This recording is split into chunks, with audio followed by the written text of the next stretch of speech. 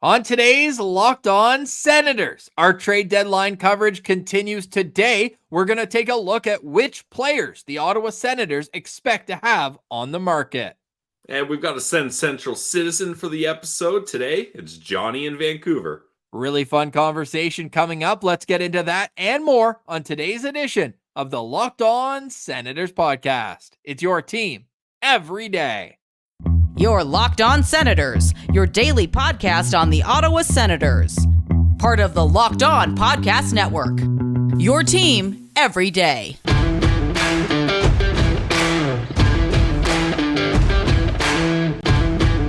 I'm Jake Sanderson, and you're listening to Locked On Senators podcast. I'm Tim Stützle, and you're listening to the Locked On Senators podcast. Welcome inside episode 995 of the Locked On Senators podcast. I'm Ross Levitan on the outskirts of enemy territory in Winnipeg, Manitoba. Alongside Brandon Piller up in the Blue Mountains, today's episode is brought to you by Sleeper. Download the Sleeper app and use promo code LOCKEDONNHL to get up to a $100 match on your first deposit.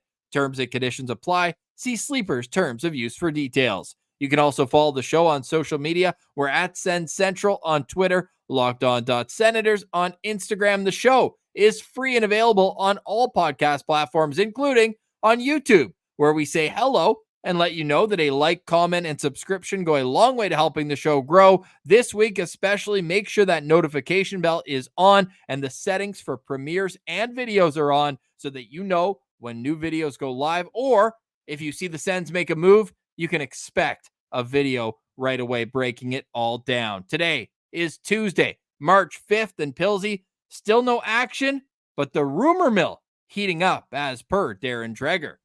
Yeah, we get excited when all these insiders start reporting rumors that they're hearing. Then you see other people confirm it or deny it or say, I'm not so sure there's as much action here as you think, but Darren Dreger certainly seems to think that action on Sens defenseman Jakob Chychrun is heating up here while there's no kind of deals on the table or anything like that. It seems like at least the talks are really starting to pick up around Chychrun. Well, the trade bait boards that we see, we've looked at and we're kind of going through right now over the next 2 days and are going to discuss which players on these boards could fit for Ottawa and what they're trying to do beyond this year. But you look at how Jakob Chychrun has shot up the board. He had been around 15 to 20 on a lot of these trade bait boards, while TSN has pumped him on their list all the way up to number 5. Wow, okay. Typically, the top 10, top 15 names are moved before the deadline. So things heating up in Sensland. Pilsy, you and I at the end of last show, we had a little disagreement on how many trades are going to happen for the Ottawa Senators before 3 p.m. on Friday. You say 2 or less, I say 3 or more, and we figured it out. We're putting a Shawarma Palace platter on the line for this. Yeah, I mean, either way, that's a win, Ross, because if there's a shawarma platter being given, you're going to get one yourself. Like, if I lose, I'll buy you one, but I'm getting one myself, so. Should that be the thing? The other person has to sit there and watch? Oh, come on. No, we're not trying to torture each other here. That would be absolutely hilarious. Plus, if you had to watch me, it would take a couple days for me to finish that platter. Seriously, yeah, I'd get a lot of work done in the meantime, just sitting there trying to kill time. But look, it is trade deadline week, and the exact note from Darren Dreger just saying, I'm sensing that with the defenseman market quickly shrinking, action around Jakob Chychrun has picked up. Doesn't mean there's a deal to be made, but teams are likely thinking at least 2 playoff runs with him might be worth the asking price. No idea of what that asking price is, but a little later on in today's show, we're going to look at some teams that we believe would be both short and potentially longer-term fits for Jakob Chychrun. A couple of them in the division. Does that matter like it did with the previous regime? Time will tell, because the Ottawa Senators have not made any roster transactions outside of their own organization since Steady Stevie Staios took over with the GM responsibilities. But Pilsy, look, it's still kind of the calm before the storm right now, isn't it? Oh, yeah, definitely. And I mean, around the league, like, it's tough because I think a lot of teams are waiting to see what happens with Noah Hanifin, So teams that are either looking for a defenseman or looking to trade a defenseman, all waiting for that big shoe to drop. And then similar on the winger side, well, you're looking at Jake Gensel, right? Everyone wants to know, where is he going to go first? And then other teams are like, okay, the top option's out. We're going to start looking at other players. Maybe a Vladimir Tarasenko, maybe a Dominic Kubalik, maybe. So I think you're going to wait for those big top names to move before the rest of the market starts doing its thing. Okay, well, TikTok, because I mean, Chris Tanev's off the board. So now it's time for these other general managers to figure it out. The best sense that you can get is that players are scratched. The old awaiting a trade. And we saw that once already with Ilya Lyubushkin. The trade went down about 15 minutes later. Well, the Ottawa Senators don't play until tomorrow night, and we're recording this late on Monday. Even practice today was switched to an off-ice workout. They had a little beach workout down in Newport Beach playing the Anaheim Ducks on Wednesday, but that means that the Ottawa Senators won't even step on the ice in California until 11:30 a.m. PST. So that's 2:30 Eastern time today. So an afternoon skate. And we did hear that both Anton Forsberg and Joonas Korpisalo made the trip. So Levi Meriläinen has been sent down. So too has Max Gannett. And Mads Søgaard is still up with the team. So we'll get a little more clarity just in terms of the roster for this week, a 3 and 4 coming up with the Ottawa Senators in Anaheim on Wednesday, Thursday in Los Angeles, and Saturday in San Jose. Now, thank goodness, the afternoon game, West Coast on Saturday. So it's actually going to be a 7 o'clock Eastern game, but those two games during the week will be some late night action. Ottawa, there are some storylines though, especially on Thursday with DJ Smith as an assistant coach with the LA Kings. Yeah, that'll be interesting to see how that goes. And the LA Kings they're fighting for their playoff lives right now. So they're going to want to get a home win up against the Ottawa Senators. That's for damn sure. Could there be a hallway trade like the Sens had been famous for in the past? Because the LA love Kings, a good hallway trade. When Arizona was looking to trade Jacob Chychrun, there was a lot of talk that it was almost a done deal with the LA Kings before they pivoted and went with Vladislav Gavrikov and Joonas Korpisalo in a separate trade. Well, yeah, we'll send him Korpisalo along with Chychrun this time to make it work. But Ross, back then, the rumor was Brant Clark was a part of that deal. So, or trying to be. That might have been what held it up. Yeah, true. At least his name was attached to the rumors of the Jacob Chychrun deal. So yeah, that would be interesting for sure. I really think that if the Ottawa Senators are serious about trading Jacob Chychrun, they should be putting all their efforts into trading him at the deadline. Like you mentioned, Darren Dreger saying teams are looking at this. Hey, we could get him for 2 playoff runs here. And I know it's not everyone's favorite opinion, but I'm still of the mind, Ross, that they should look to retain salary here to sweeten the pot because they gave up a first-round pick, 12th overall, and 2 seconds to acquire him. So if you're going to have a chance at getting close to that value with one less deal on Chychrun's deal than the Sens got him for, I think retaining salary is a good way to go.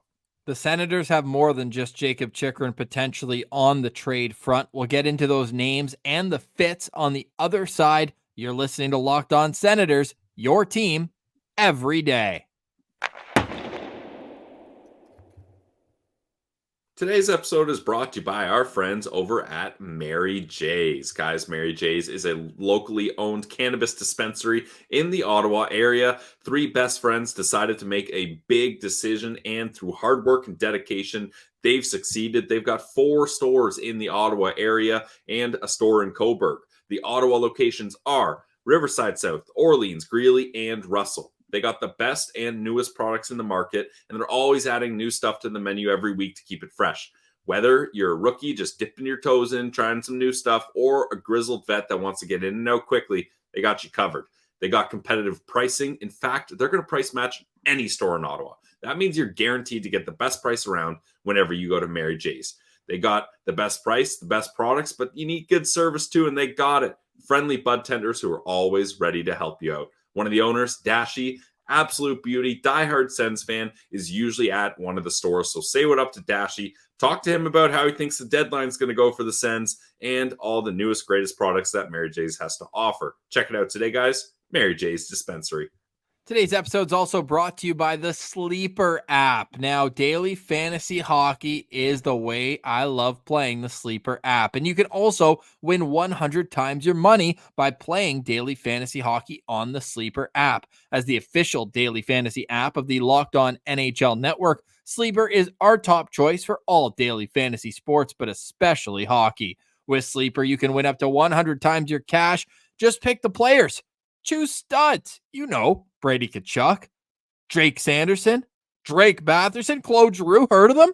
Choose stats like goals, assists, saves, plus, minus, and more. You heard me, Sens fans. That could be 100 times payout on Sleeper. So start paying attention and get your picks right so that you can win big. Just use promo code LOCKEDONNHL and you'll get up to a $100 match on your first deposit. Terms and conditions apply. That's Locked On NHL, all one word, Locked On NHL. See Sleeper's terms of use for details.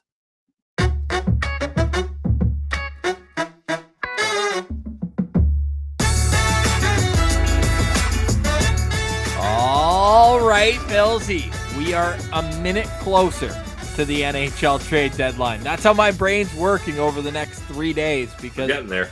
Every single notification is on for all the insiders. We want to know so that we can break things down and let you know what's going on around the National Hockey League. We've got great content planned the rest of the week. We already said we're going to do separate videos for each trade, but what about the shows?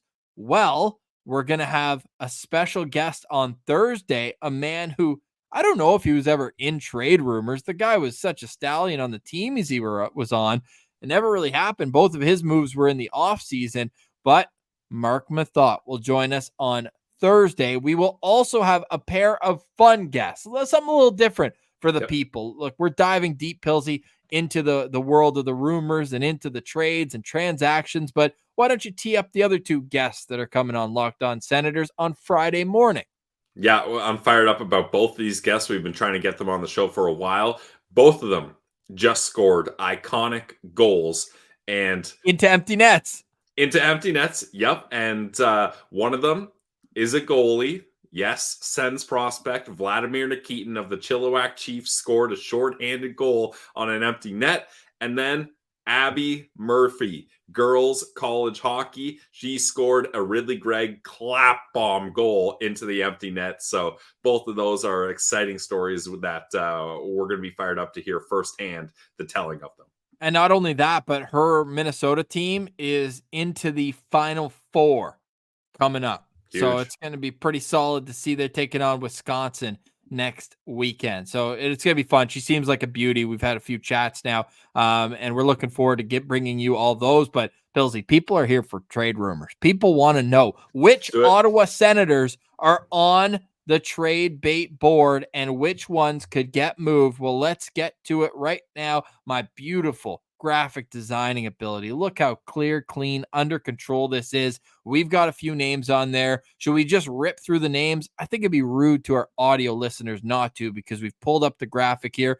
And I don't know if that's Jacob Chikrin's reaction to being on this list, but he's definitely the most valuable player that could bring back a haul as a return. So we've got Jacob Chikrin on the back end. We've got Eric Brandstrom on the back end. Now, Pilsy, take it away with the forwards that we have on our trade bait board.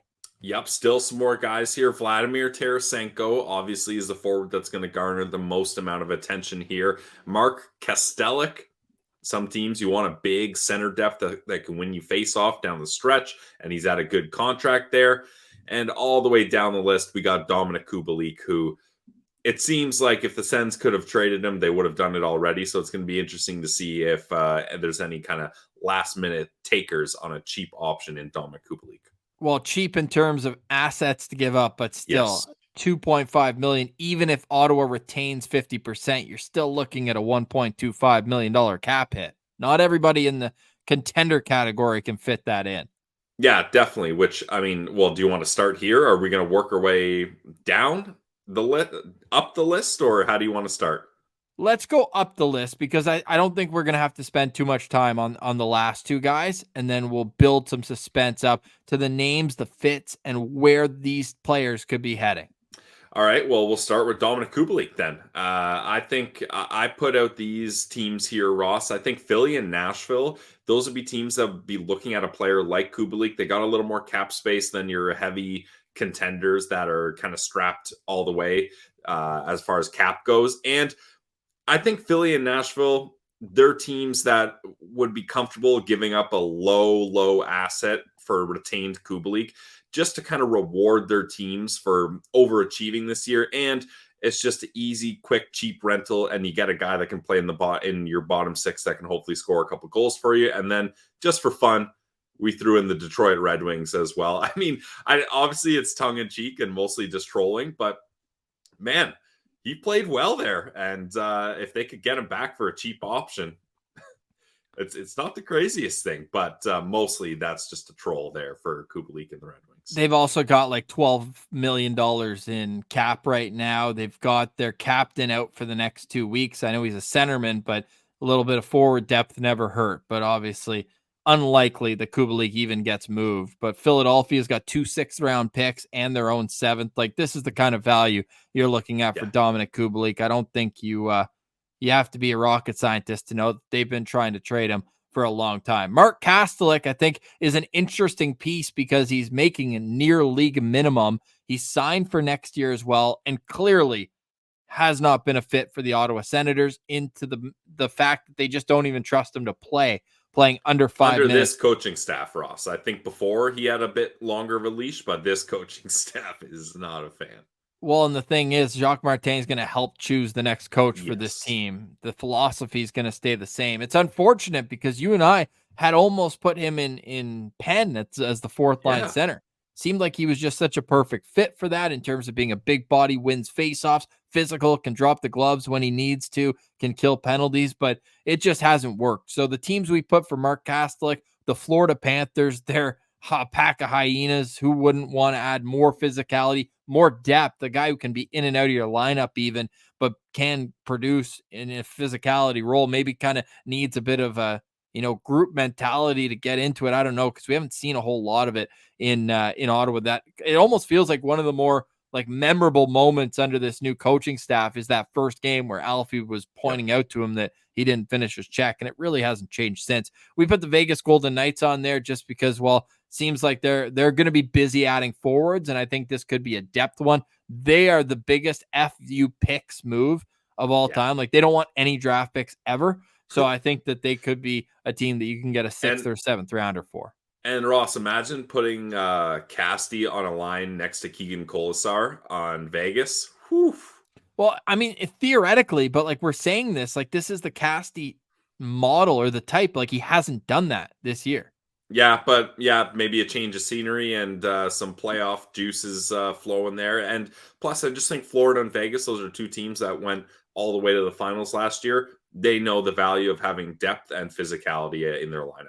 Well said. Two teams that went to the final last year, and then his hometown team, the Arizona Coyotes. And this would more so simply be he's got cost certainty for next year, and they're going to move out a Jason Zucker and maybe some other forwards. And it's like, you got to have guys to play for the rest of this year. So that's why it's kind of a natural fit in terms of the old coming home story. And, maybe you get a couple of local hockey fans who were buddies with Casti in high school or whatnot, and they're going to come and grow the game. They need to fill that 4,000 seat arena. So maybe that's how they do it.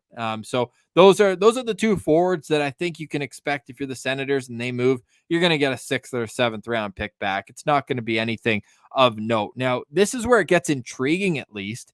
Eric Brandstrom, 1 year, $2 million. He's RFA after this year.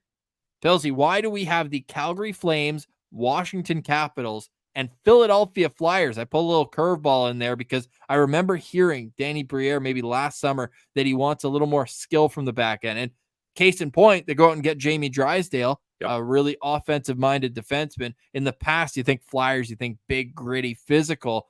They've got their Nate Sealers of the world. They've got their other guys who are in those types of roles. But maybe Eric Branstrom's a sneaky pick there. Why else would the Washington Capitals or Calgary Flames be interested in Branny? Yeah, so I really like the idea of Calgary and Washington, Ross. Those are two teams that are trying to find a way to get younger while still staying a little bit competitive. Like, I wouldn't say either of those teams are going for a full-blown rebuild, but I'd like to use the term reload here as a more appropriate spot for both these guys. You could get Eric Branson for not too expensive. He's very versatile, so those teams don't have deep back ends, or at least Calgary, once they move on from Hanifin, that's really going to thin them out there. Brandon can play left, right, up, down your lineup. He can play power play, penalty kill. And Ross, the reason there's no real contenders on this list is, unfortunately, come trade deadline time, teams aren't really willing to give up assets to get a small defenseman heading into the playoffs. And also, Eric Branstrom, RFA. Sure, he has arb rights, but I don't think he'd be able to put the hammer down too much here. And it's nice for teams to have at least 1 year of team control there. What do you think the probability is that Eric Branstrom gets moved at this deadline? I think, Ross, that's kind of where I think our bet will rely on whether Eric Branstrom gets traded or not. I think you're going to see Vladimir Tarasenko, Jacob Chychrun, and maybe Kubalik go. And then if Eric Branstrom, that's going to be the swing pick there. I'm going to put it at 50-50. Okay. Yeah. 50-50, right in the middle. Well, let us know in the comments what the opportunity cost could be for Eric Branstrom, and will he be on the move? On the other side, Jacob Chychrun and Vladimir Tarasenko, we didn't withhold the names. We just wanted to build suspense here. We'll discuss what some players could be coming back, or are you just going with draft picks? All that is next. You're listening to Locked On Senators. It's your team every day. Today's episode is brought to you by our friends over at eBay Motors. Passion, drive, and patience. That's what brings home the winning trophy, and it's also what keeps your ride or die alive.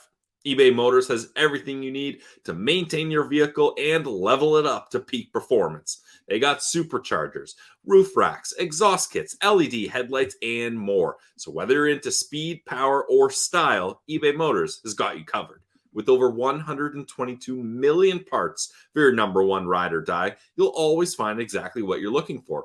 And with eBay's Guaranteed Fit, your part is guaranteed to fit your ride every time, or you get your money back. It's that simple. Because with eBay Motors, you're burning rubber, not burning cash. With all the parts you need, but at the prices you want, it's easy to turn your car into the MVP and bring home that W. Keep your ride or die alive at ebaymotors.com. Eligible items only, exclusions apply. eBay Guaranteed Fit only available to U.S. customers. Check it out today, guys. eBay Motors.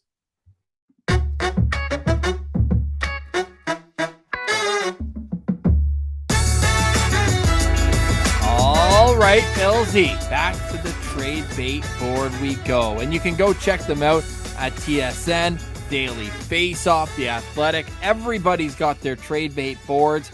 We're just focusing on the Ottawa Senators. And when a trade goes down, not only will we have live videos, but what's really cool about the Locked On Network is it's local experts on the biggest stories. So if they trade with Team X, go check out their podcast as well, and you'll get breaking news and analysis. Pilsy, this part kind of hurts me of the show. Maybe that's why I made it wait a little bit, because it wasn't supposed to be this way for Vladimir Tarasenko and Jacob Chychrun. It wasn't. Nope.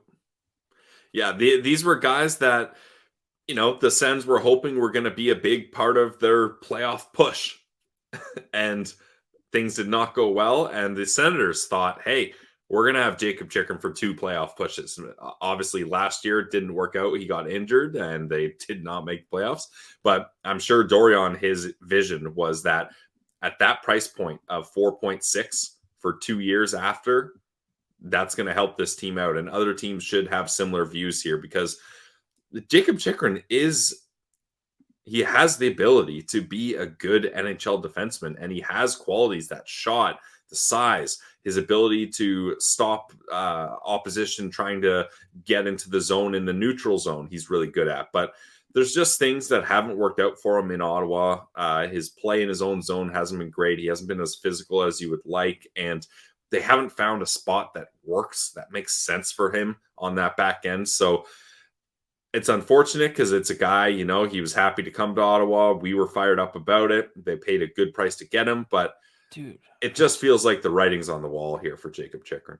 I was so fired up, and people were mentioning that we should have a bit of a mea culpa here, and that's fine. Like the people who were against it at the time, they called it. There's no doubt that they called. Like, look, it was a luxury purchase. They didn't need a left shot defenseman. They needed a right shot defenseman and a two-way one at that. I kind of felt like we were sold Jacob Chikrin from people who had watched him in Arizona and others that he was this two-way impactful defenseman at both ends of the ice. I think what I've been most disappointed with is the in-zone defending for Jacob Chikrin. I really thought that we were going to get a player that was bringing it at the defensive side and being like a gritty, hard to play against player. And unfortunately, it just hasn't worked out that way. Offensively, I mean, despite a bit of a slump over the last, well, is it a slump when it's been 30 games? But he started the season so red hot, and I've got his full Sens stats up on this graphic right now. 36 points in 71 games. Like, that's pretty good. He's on pace to be a 40-point defenseman. Blocks 134, 175 shots on goal, 62 hits, and he's third in ice time behind only Jake Sanderson and Thomas Chabot per game since coming over. But it looks like he's going to be traded. And at this point, it's like, do you take picks and prospects? Do you wait till the summer and try to make a hockey trade? How would you approach this? I don't want this team to wait for the summer. If they know they're going to trade him, you got to try to cash in on teams getting 2 playoff runs with Jacob Chikrin. And again, I really do think retaining salary is a good way to boost things here. Because like retaining salary for this season is nothing, right? So retaining salary on guys like Kubalik and Tarasenko, they've got the room and they're not making playoffs. So you might as well do that. Now Chikrin obviously has another year left, but even if they retain 50%, 2.3 is not that crazy, especially with the cap going up. And if I'm Sens management, Steve Stais, I'm trying to obtain as many assets as I can while freeing up cap space so he can start doing his own thing. So honestly, Ross, I wouldn't be surprised if we saw a trade for Jacob Chikrin where it's a similar package to what the Sens traded for him and just getting picks back to allow cap flexibility and to have assets to make moves in the future. Like that's the win in the trade, basically, you're saying, which is so disappointing. But some of the teams that we put on here, the LA Kings, who are interested, we already discussed that, Pillsy. Other teams like the Boston Bruins, who have a bit of a hole at the left side D. You might say that their top 9 centermen, you probably want 1, 2, or 3 to be replaced or at least pushed down with another acquisition. But I think Tampa would be a really interesting place for Jacob Chikrin as well as Boston. Those are the 2 divisional teams that I teased early. Like, look, Noah Hannafin, it seems like it's all but certain it's going to be him. Yeah. But if it's not Noah Hannafin, clearly that's the type of player that they're looking for, defensive defenseman. Well, with Chikrin, you'd get cost certainty by 1 year further, unless it's already being discussed, and who knows, maybe it's going to come with an extension in South Florida. It sounds like Hannafin really wants to be there. Other teams, we put Calgary. Again, they're going to move on from so many defensemen. If they do that, I know Sens fans are going to be hoping for Mackenzie Weegar back in that trade, right? Right shot defenseman locked up long-term. We'll see what the deal is there. And then the Edmonton Oilers, where you'd have to take money back. And look, nobody wants to hear it, but like if you're taking picks and prospects, you might have to take back Cody Ceci just to make the money work. And I know you might have to do it. So interesting there with Jacob Chikrin. I think we'll be talking about him a lot more in the next couple of days as well. But do you have a favorite out of those 6 teams? Like maybe the assets that they have, even if it's draft picks, because like a St. Louis first round pick will be a lot more chance of it being a top 15, almost like Arizona did, right? They wanted 2 first for him. And then they're like, wait, but if Ottawa missed the playoffs, spoiler, they did, then all of a sudden you got a lottery pick in there. Yeah, I think asset-wise, Ross, you're probably hoping that LA or St. Louis are the teams there. Calgary, I was looking at their cap friendly and trying to figure out a deal that would make sense. Like unless it was part of a Markstrom deal, I don't know if that would work. And New Jersey's still heavy on Markstrom, so you'd have to outbid them. Like I don't see that working. And then Boston and Edmonton, those 2 teams are strapped as far as cap goes, and they don't have a lot to offer in the way of picks and prospects either. So I think I would say LA and St. Louis would be your best bets as far as assets returning go. Let us know in the comments. Jacob Chikrin, do you move him now? Do you move him in the summer? Is it picks? Is it players? I'm with you, Pillsy. I think picks and prospects it might be maybe the way to go. And I think that's the way to go with Vladimir Tarasenko as well. unfortunate that we're having this conversation. I think he's been great. And my hot take, and I have no basis, no inside info on this. This could be sneaky where we just all of a sudden 2-year extension. I don't know why. That's just maybe it's my hopeful, my delusion, my brain. But I think we might see it. But anyways, Tarasenko has been a good fit with the Ottawa Senators, plus 13 on this team through 57 games, 17 goals, 24 assists, 116 shots on goal. He's playing 16.03 per game. He's been really good with Shane Pinto, those two, since Pinto's been back. So I'd love to keep him. It almost feels like you're trading away what you're looking for with a good pro, a guy who's been there, done that. But look, he's got a no-move clause. He's rightfully, as Steve Steo said, negotiated that into his contract. And if he wants a chance to go win a cup this year, I won't blame him. I won't hold it against him. And we'll remember the good times we had with Vladdy Tarasenko. Yeah, Vladimir Tarasenko is a great fit on this team. It seems by all accounts he's having fun here. I think he's a guy, he has a young family, I believe. And I think Ottawa's a great place to raise a young family. So there's a lot of reasons why he would want to stay. And I'm sticking on this take, Ross, that I said it. I believe him changing to Craig Oster is a good thing for re-signing in Ottawa. Now, I know a lot of people, the insiders that are a lot smarter than I am, believe that that's more of a move being done so that he can get the trade and or extension he wants, which makes a lot of sense. But I'm holding on to hope for that because I would love for them to keep him. But if you're in a situation where you're getting a pick and a prospect for Vladimir Tarasenko, again, if you're new management, you got to take that if that's on the table. I completely agree, Pills. This is to me, it's going to be hard to say goodbye to Vladimir Tarasenko. No, I say that jokingly, but at the same time, it's like, man, this guy's just been such an awesome fit. He's done everything the Sens have asked for him, and he's dispelled the kind of narrative or rumors, at least in this neck of the woods, that he was a one-dimensional offensive player. I think he's shown a lot two-way game, and I hope he stays. I'm going to go out on record. I would rather the Senators trade Chychrun for a return than Tarasenko. I'm 100% on board with that. Agreed. Asterix. You have to have an extension done. You can't take Yeah. You can't let him ride out for sure. Any final thoughts on the trade bait board? We'll tweet this out at SensCentral tomorrow, but extra long show for you guys. We still got a Citizen coming up. Really fun chat with Johnny. No, I think we covered all the bases, Ross. The only thing that I would say is there's maybe a couple things that could be sweeteners in hockey deals. Like, I wouldn't be that surprised if the Senators use that first round pick they got in the DeBrincat deal as a sweetener if a hockey trade presented itself. Interesting. Yeah. That's either Detroit's or Boston's, whichever is lower. So it's going to be a late 20s pick.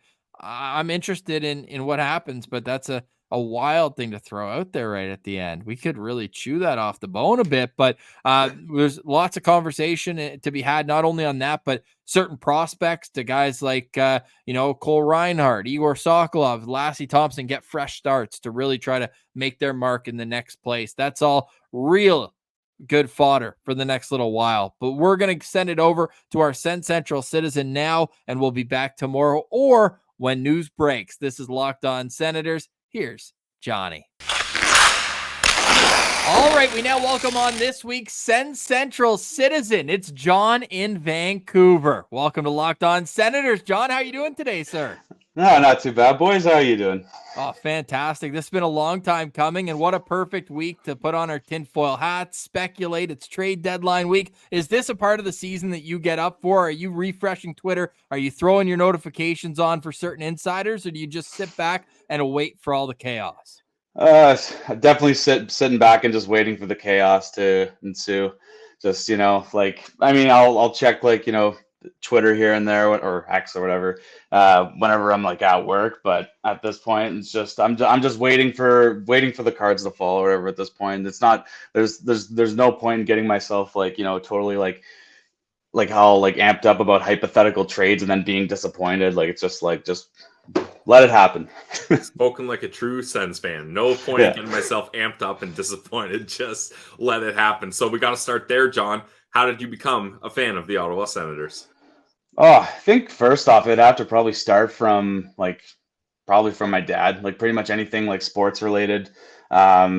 just, being born in Ottawa. And also, like, I think one of the things he always told me as a kid, because I was born 5 days after the inaugural game. So Nice. I always felt like really like close to that, and I always thought that was like kind of a cool thing that my dad said. He's like, because like I think by the time I was born, I think like the Sens had their inaugural game, and then shortly after being born, the Blue Jays won the World Series as well too. So just a lot of pretty much what like whether it be like Blue Jays baseball, like Ottawa CFL football, Ottawa, and then of course eventually leading later to Ottawa hockey as well too. That's so funny. Well, that's how we just figured out we're the same age, because I'm 2 months younger than opening night for the Senators. So I always tell people, though, that's how we got hooked, right, John? Like, we were at the age where our formative years were right when they started making the playoffs. And then they went on that streak of 15, 16 years where every year you could set your clock that in April you were going to see playoff hockey in Ottawa. Set your calendars, you're making the playoffs, and then also just wait for the unexpected heartbreak to happen later. It's better to feel pain than to never have loved it all, though, isn't it? That's true. Yeah, I can't complain with that one. That's pretty accurate. So, what are some of your first memories as a fan of the Ottawa Senators? Oh man, I gotta say, probably I remember just like one. Like I remember being like I think like I had to have been like 6 or 7 years old. My dad took me to like an exhibition game at I think what was then I think was the old like when it was called to, it was the Corral Center and stuff then, and I think it was an exhibition game, but I thought it was like a real season game, and the Sens like were playing the Leafs and they won like 7-0, and I thought it was the greatest thing ever. And also like I think I sort of have like a bit of a memory of like my dad like having like the press game or the post game of like when it was Gretzky's final game in Canada in Ottawa and stuff as well too. And I have a memory of that one as well. And I think he still has like the newspaper clippings and stuff in the basement, in the basement deli downstairs. That's awesome, man. That was a monumental game. That was obviously 1999. What a perfect time for the great one to hang him up, number 99, the last year of the millennium, and how the final game was in Ottawa, in Canada. Obviously, he played a couple more after that. But what were you able to get when you were living in Ottawa? And we'll get to some more connections that you have with the Ottawa Senators. But were you able to get out to many games over the years? Oh yeah, like whether it be like playoff runs or like just in general, just like me and my buds back home, and actually a few of them here in Vancouver as well too. Also Ottawa like transplants as well too. Like there'd be like in like our college like university days, we'd always just get together, like buy a bunch of cheap tickets and stuff. Just like after class or whatever, getting a few beers and then just heading to a game and stuff. And we actually had like a really good like winning record as well too, because like 12-0-1. Yeah, better than 12-1, dude. Oh, actually, maybe not that high up, but pretty damn good to say the least. Had a few regulation losses in there, but can't relate. like like just it was like three, like two of my other buddies or whatever, and one of my other friends as well too, and we would call like all of our first like initials like was like like our first names started with J, so we just came up with the Triple J Dynasty, and then plus AJ as well too. Nice. So it'd be the four of us going to games and stuff all the time. Like whenever we'd always like see like I think one of the most memorable one was like the last game before the Jumbotron got taken down. It was like a Bobby Butler overtime goal or something like that.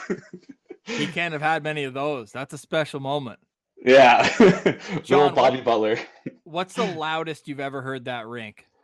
Oh man, I would probably have to go with I mean, for me personally, I'd probably have to go with game 2 of the 2017 run against Boston in the tying game. And I remember I was wearing my Clark MacArthur jersey, and when he tied the game, I felt personally that like the place just like erupted. It was just such a cool thing, like seeing him come back from injury, and then just feeling that roar and stuff. That was, and then that Dion like big juicer in overtime too. Like that was just that was just electric. I still get chills just watching the highlights of that game. The hop was elite. Hey, it goes through the maze of bodies, and then just a big Dion little hop, Yeah. little hop. Oh, great. Yeah. You can never, I'll never forget that one. That one's always ingrained in my mind. That's awesome. Yeah, Pilsy's still yet to get to a Sens playoff game. We need to fix that ASAP sad. because my answer is always Game 3 against the Habs in 2013, where they had the 2 goals and the line brawl in a span of 3 seconds of game action. That to me, it's just like the playoffs are just at another level. And when they pack everyone in there like sardines, the 18.5 capacity ends up being over 20,000, and there's nothing like the CTC in the playoffs. So we got to make sure to get back there. But to do that, John, this team has to make the playoffs. How are they going to do it? What's the fix of obviously the long path to get there right now? We got to fire some of those awful contracts into the sun. I'd like to clarify, I don't mean for this year, because I know somebody's going to drive off the road just saying, does this guy think they have a chance? Like, what do they have to do at the deadline to make playoffs? No, I want it next year, John. I need it. So what, you want to get rid of a Korpisalo contract? You think they need that flexibility? Yeah, like what else can you really do? Like, there's no way you can justify keeping something like that for 4 more years at $4 million and stuff. Yeah. Like, it's just way too much of a burden. I'd say just like, rip off the Band-Aid right now. Like, sorry, Ann Lauer, but this has to be done. We got to do it. I think like really it's just fine tuning. I think I know a lot of people like are saying like, it's like some of the main core of like the forward group and stuff needs to go, like in terms of like the top 6. I'm more of a bit of a patient one. I think really you just gotta get rid of some of the guys that just like, that are just kind of anchors or whatever and stuff. Like, in no disrespect to Travis Hamonic, but I think he's going to be one of those guys that kind of needs to go as well too. Just get some more quality veterans and stuff in, kind of get the Dorian like stamp, I guess, off the roster, if you will. But I don't think it needs to be a full teardown. I think you just need to just find some quality and just maybe get out of some contracts early, and hopefully you can get better from there. So we'll see. What do you think Steve Staios' biggest day is going to be of these 3, John? The trade deadline, the draft, first day of free agency. I think I'm actually going to go a bit off board. I'm actually going to say free agency because okay. I think there's still like a lot of potential that could be happening in terms of like, players being bought out. Like I would definitely, I'd say draft would probably be the close one, because I actually really don't think the trade deadline is going to be as big as we think it is. Although with that Jacob Chikrin news, that might change. But as the way I see it, I think free agency will be interesting. It'll be the first time like in a long time where we actually had like ownership that's actually like willing to fork out the dough and be able to acquire quality players. And now that they have like they're building a front office with the scouting, with the management, I think this is probably a better situation for them in free agency. I see that anyways. And then also food, actually I'll change my mind to the draft if we end up somehow miraculously moving up and getting like a number 1 or something like that. Then my opinion completely changes. But as it stands right now, I'm actually going to go with free agency, play it on the safe side. Wait, but so you had a little contingency there. So how high would the draft pick have to be for that to be your top choice? Number 1, or does 2, 3, 4, 5? Does that get the juices flowing? I'd say ultimately number 1. I guess like number 2 or number 3 would still be pretty cool too. Like, there's still really good players at that point in the draft. But I mean, ultimately it would have to be like number 1. I'd say like that one would just be insane. Huge. Yeah, and it was funny because like I just watched the Alexander Daigle documentary with my girlfriend last night, and I'm sort of giving her like all the, because she's from Northern England, so I'm giving her like the history of like Sens lore and stuff of like, and out here in Vancouver too. I'm like any of her like friends from like whether from Britain or even like I also meet a lot of friends here from Ireland as well too. They're always saying like, oh, should I cheer for Sens? I'm like, no, cheer for Ottawa. But I'm really eating my words or whatever at this point in the season. So well, I tried. You're fighting an uphill battle there. There's no doubt. But you can always say, hey, you can have an East team, you can have a West team, keep it all in Canada. We can relate to that. And the guys at Locked On Canucks are good dudes as well. Now you're out in Vancouver. You're working sheet metal, but you're always representing the Ottawa Senators. Show our YouTube viewers, you got home and away kits for the fun. Yeah, so this kind of like inspired me. So like a lot of people like working in construction. A lot of them will have hard hats, and they'll usually put like stickers on them. Some like about like their interests, and some questionable ones. Obviously, I'm sure you can imagine. But the one that I always resonated with was like guys who like put like like their own like sports team stickers and stuff on them. So I wanted to kind of I always like looked at like shopping at them and stuff like like on seeing them, and they just seemed overpriced and kind of just like not really like authentic, just kind of bland. So I decided to like make my own or whatever, where I decided to like sort of give them a bit of a paint job and just throw some like custom stickers and stuff as well too. Like give us a 360 spin on that. So you've got the tower inside the O right off the top. Brady getting his helmet screwed in there. Yeah. Who's that taking a shot? That's Timmy Stew there. Nice. And then got one there of Claude as well too. Ooh. And then of course gotta put Alfie. Yeah. Gotta do some represent on that one. Zoom. That's so awesome. Got like a bit of like an 8-bit like Ottawa Senators one there, and then of course Alfie. The eye in Alfie is Alfie's face there as well. Oh yeah, that is true. But yeah, this was the first one where I painted it, and then the stickers didn't stick, so I tried using super glue. That's what sort of made the sort of crinkled, like sort of bacon effect on it, and so it's the first one, but it does the job. It does the job. Gets me to the game and stuff, and then got the away kit as well too, and stuff. Sens sickos, got G taking a clapper, of course Brady, and then like Hockey Night Ottawa, and then of course I got to get Dorian on there as well too. Yeah.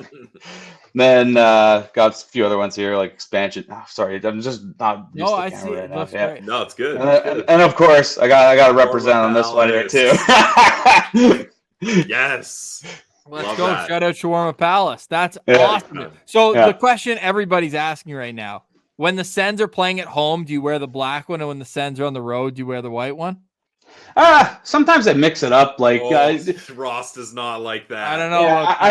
I totally fair. Like I get it. And like, I don't know, like when my buddies and I, we did like our sort of like West Coast sort of Sens trip. We have a friend who lives in Seattle. Perfect. And he's also a big Sens fan as well too. And we went to the Seattle game there, and then also did the Vancouver game as well too. Like we've been to like more Vancouver games and stuff, but I wore my home Pinto jersey at the Kraken game, and we won that one, so that was nice. And then of course I wore my Brady Tkachuk one, the away one at Vancouver, and that one did not go well. That was a 5-2 shellacking. It was not fun. This year's? That was the previous one. We also went to the one this year as well too. And go to the Adam Gaudette revenge game at least. I did. That was the first one too. Oh, that was one for like that was a lesson. That was him in the stands. The photo that we like of the kid going. Like I actually, if you actually go like into some of those goals, like in the highlights from Sportsnet, you could actually see me like just like with my arms like wide open, like my Tkachuk jersey, and just like in like the lower bowl, you can sort of just see it. And that was a night of. It was a great night, but it was a morning of regret or whatever on a Tuesday night game. Come on, not after a win. Hey, we appreciate you coming on. I've got one final question. Pillsy and I have a bet going on through Friday trade deadline. Are there going to be 2 or less trades or 3 or more for the Ottawa Senators? What side are you on? I'm gonna go with 3 or more, but I think it's gonna be on like the minor side. I think watch Lassie Thompson get moved for a 6th round pick at 259. Pillsy. Oh man. I don't think that's happening. He's still up and coming. He's still a rookie, guys. Like maybe the Ducks will take him. Yeah, we'll see. I think definitely. Unfortunately, Tarasenko's gone. I think Kubalik is going to be shipped for a bag of pucks and pylons or something. And I lose that trade. Sorry. Unfortunately, I think Brand. As much as I wanted it to work out with him, I think Brandy's probably going to be gone too, just given the. Given the circumstances, it's kind of unfortunate. Like I don't see it really being like anything major. I mean, it would be it'll be interesting to see if Chychrun gets traded. I really do kind of want to see like how he can work out with the team. I think like maybe, get like see if he can just get some better right shot defensemen and somehow keep him in. Like he's got a booming shot, and he's kind of always anchored by Hammer, unfortunately, which is just like, yeah. So I don't know. I'm a bit more patient with that core, I guess, 4 of the defense, but I could see it just being those 3 minor trades for like some picks and stuff. Well, it's maybe be some fun. future. It's going to be fun to see, man. No, so you're all on the draft picks. You don't think that any hockey trades are going to go down at the deadline? I think that's probably more going to happen at the draft. That's my gut feeling. Just like would it be, like I just can't see anything happening. Like it's just I feel like I don't know. You could probably just get like similar value and stuff at the draft and stuff. Just be patient and like don't rush it and go like name chasing and stuff. Just deal with that and just play it. Keep it simple and stuff. Like I'm sure they're gonna right the ship at some point, and like we got like a decent core. It's not like we're like starving for talent or anything like that. It's just we just need to get the right pieces and stuff in place. So we'll see how it goes from there. Stick taps to Johnny for joining us. Always fun conversations there. You can follow him on Twitter, Johnny_Tins. All right, Pilsy, any final thoughts on today's show? By the time we speak Wednesday morning, will the Sens have made a move? No. Okay. Nope. Okay, you think Stevie Stais is going to be that steady, eh? Well, because Ross, the moves they're going to make, I really do think everyone's waiting for Gensel and Hannafin before things are going to get rolling here. So I don't think either of those deals happen yet. Well, when they roll, it's like when you're holding a hose and then you let go and it just... Yep. Let's hope that's the case. We'll be here every step of the way. For today, we say goodbye. That's Brandon Piller. I'm Ross Levitan. This has been another edition of the Locked On Senators podcast, your team every day.